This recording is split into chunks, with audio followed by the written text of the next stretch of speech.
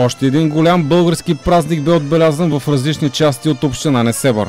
Екип на сайта melnicata.com гостува в Кошарица, Гюльовца и Оризаре, където се присъедини към празненствата. Първо посетихме Кошарица. Това е селото, което в региона трудно може да намери конкурент по брой чествания на празници. Дори пробвахме заедно с кмета Павел Павлов да преброим всички празници, които се отбелязват в Кошарица. Ще се уверите сами след малко в репортажа. Петльовден възкръсна в Кошарица с помощта не само на кмета, но и на дамите от самодейните състави към Народно читалище Светлина. Една идея, едно предложение и организация. Точно това беше необходимо, за да може датата 2 февруари 2015 да е малко по-различна от предходната година. Празникът е факт. 11 петела, вино и ракия бе почерпката от кмета за присъстващите в ресторанта. Дамите пък бяха приготвили тънки мезета, вкусни погачи и апетитни десерти. За доброто настроение свиреше трио с акордеон, тъпан и гайда.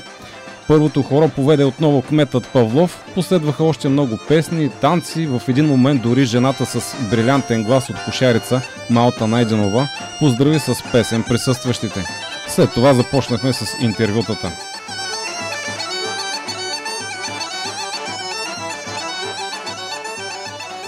Господин кмете, честит празник! Как се роди идеята да възродите Петльовден в Кошарица след дълго прекъсване? Да, точно така. След дълго прекъсване идеята се роди по начина, който виждам как празнуват нашите местни хора, по какъв начин, как дават всичко от себе си в тия празници. И тъй като този празник беше забравен във времето, реших да го обновим този празник за напред. Така се роди идеята. В последния празник Стебабен ден нашите хора обичат много да се веселят и го правят много добре. Това просто ме навери до мисълта, че трябва този празник да се спомене и да почне да се празнува от тук насетне. Колко петела пожертвахте за този празник? Празник са пожертвани 11 петела. Така прецених, защото и масите в заведението са толкова, да има на всяка маса свободно по един петел, да могат жените да си хапят спокойно и да си празнуват. На този ден всеки от присъстващите се е постарал да направи собствени експонати, като виждате на масата не липсва нищо, освен петел. Има и много други мезета, сладки, баници. Идеята е просто да се популяризира празника, хората да се събират, защото всички знаем какъв труден момент живеем в момента.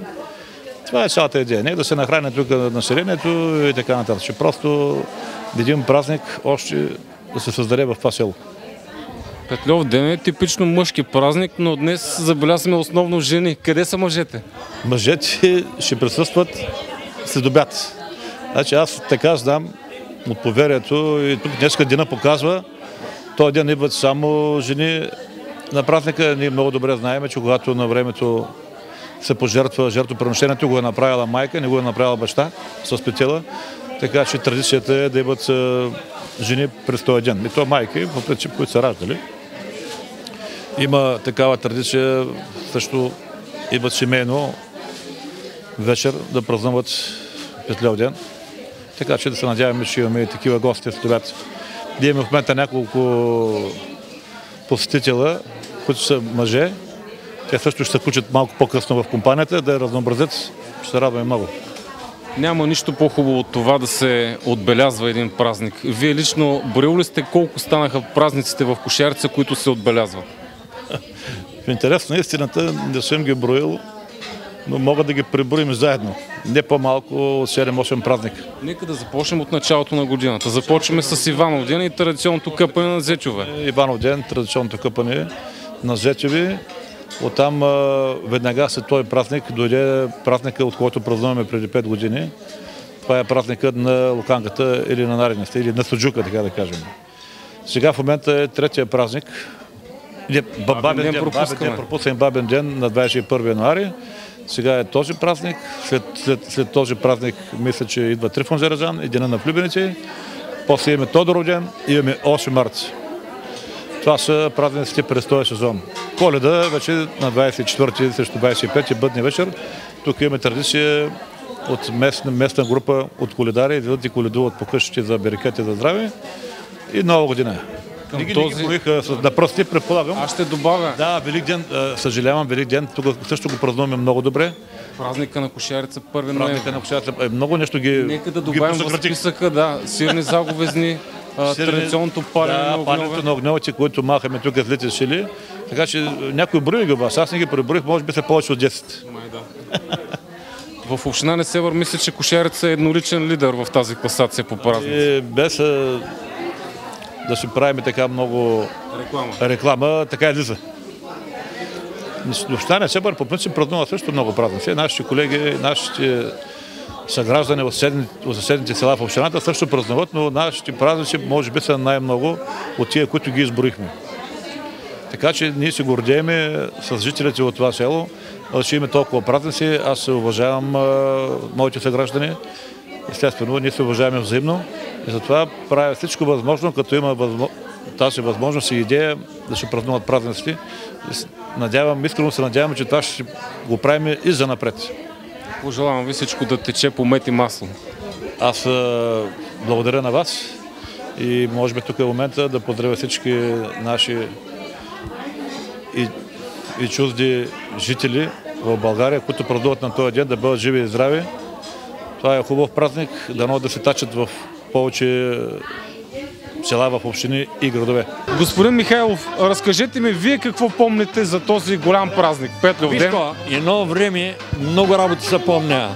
Едно време деням бабите, жените идват. Вечер сме осъмнали, тук хоремак беше, частен хоремак. Мали част не имаш. Тук сме осъмнали, значи. Досъмнало. Като почнем вечерта, като се прибират бабите към 5-6 часа, като дойдем тук към 8 часа, до сутринта 8-9 часа имаше едно време телчери, дето изкарва прасета, телета, малачета и те заминават да пасат, ние тогава се заминаваме. Защо се е стигнало до там да се развали традицията и близо 40 години да не се чества Петлов ден в Кошарица? Тази работа не мога да я кажа, кавадар. Едно време моята баба, нали, като бяхме млади булки бяха, като дойдат тук, като играят, одят хорото, пръчката усукват. И защо около пръчката? Оди хорото и играе с пръчката. Като влезе за първи път, чукни да погърба, вари дай 1 кило вино. И на хорото. Така беше. Разговарям с госпожа Малта Найденова от Кошарица, която е свидетел на това как се е чествал Петлов ден в предишни години. След дълго прекъсване в Кошарица традицията се възражда. Какво си спомняте вие за този празник в годините, когато тук се е отбелязвал? Какво да си спомня като дете? Значи този празник не се е празнувал може би повече от 40 години в Кошарица. Аз си спомням като дете още, моята майка ставаше сутрин, особено в семейства, които има малки деца, момченца. Колят петленци, нали, по ритуала там си го обваряват, точат баници. На времето нямаше такива условия. Кори готови, всичко се месеше, всичко баници, пити и всичко това взимат от къщи в ресторанта. Отиваха. Тогава не беше ресторант, кръчма. В кръчмата сядат и всякой на обща трапеза.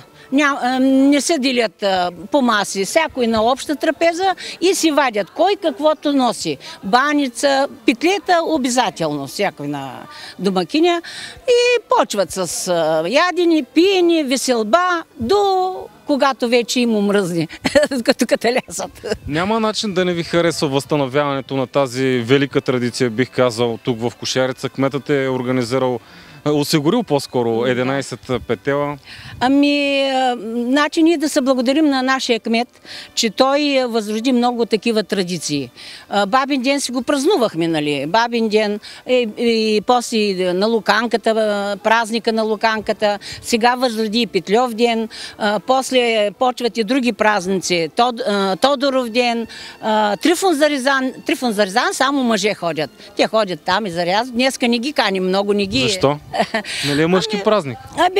Той не е мъжки празник, той е празник на мъжките момченца, на децата, на малките деца. Нали знаем поверието, че на времето, когато са събирали еничари, заколила е бабата петлето майката, за да предпази детето. И така, това са от всяко име. И когато заколят петлето, правят кръст на момченцето в къща, нали? Но може да се празнува и от мъже и жени, но в момента в Кошарица повече жени сме. Не са ли обаче прекалено много празниците, които се отбелязват от дами? Имате си бабин ден, имате си 8 март. Не мога да кажа, че са много, защото повечето от Кошарица работят в Слънчев бряг. Там през лятото работим, трудим се усилено, обаче зимата искаме да се веселим. И се веселим много хубаво. Нека веселбата да продължи. Благодаря.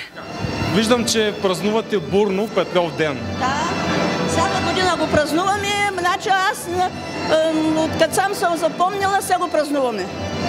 Празнуваме го, и бабин ден празнуваме, и Петлов ден празнуваме. В какво се състои обичая? Правите ли някакъв ритуал или само... Или сега, спасение на момченцата. Много време турците коляли малките деца, да нямало българи. Обаче една майка заклала петела, напрескала в двора и турците отишли и тя казала, те минаха и го заклаха. И от този случай празнуваме Пловдина. Това е. Добре, водят го мъжки празник, обаче вътре мъже няма, има само 3 музиканти. Жените го празнуват, мъжете вечер идват. Добре, сред това огромно количество от хора, които демонстрирате, сякаш играхте и кългамашко хоро, вярно ли? Кългамашкото, да, играхме го. Може ли да ни разкажете нещо повече за него, откъде произлиза? Ами аз така съм го запомнила още от малка, кългамашкото, откъде произлиза, не мога да ти кажа. Много интересен танц. Да, интересен танц е. Ние имаме група тук към читалището и винаги с него ходим в кългамашката, излизаме. Пожелавам ви да демонстрирате още такива хубави и красиви танци и да празнувате повече. Благодаря ви.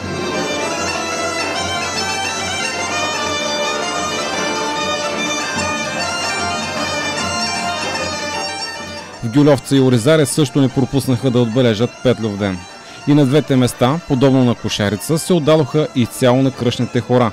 Настроението на присъстващите беше приповдигнато, а заслуга за това имат най-вече музикантите. Точно хората с музикални инструменти свириха популярната мелодия от Еркеч «Калгамашката», която предизвика дамите да се раздадат на пълни обороти на дансинга. Жените от Гюльовца и Оризаре имаха на разположение богат асортимент от храни и напитки, които предлагаха и на всеки дошъл на веселбата. И макар и мъжки, празникът беше с основно присъствие на дами от различни поколения. Петлов ден се приема като мъжки празник за стимулиране на плодовитостта на момчетата, но е разглеждан и като мъжки вариант на обичая бабин ден, докато според някои изследователи е наследник на древен славянски празник в чест на лова и пчеларството, на който се приема новата генерация ловци.